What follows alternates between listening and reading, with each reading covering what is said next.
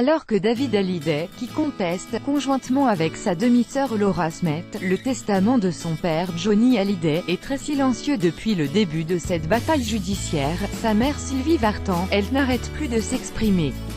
Invitée de David Pujadas sur LCI ce jeudi 15 mars, Sylvie Vartan s'est longuement exprimée alors que se tenait le même jour une audience au TGI de Nanterre, concernant la contestation du testament de Johnny et le projet d'album posthume, sur lequel les aînés du rocker veulent un droit de regard. La chanteuse et ex-épouse du regretté rocker n'est pas convaincue par la version apportée par les défenseurs de Laetitia Hallyday.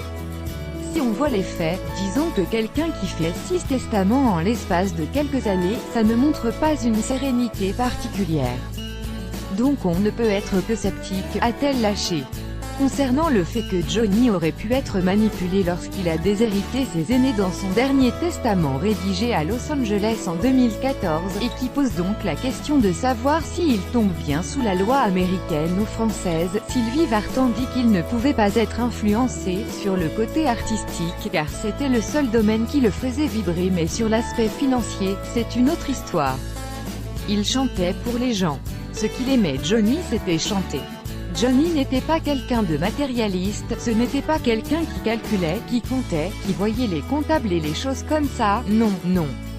Tout ce qui a été fait, soit lui a été dicté par des gens, soit dans son entourage ou par des gens avec lesquels il travaillait.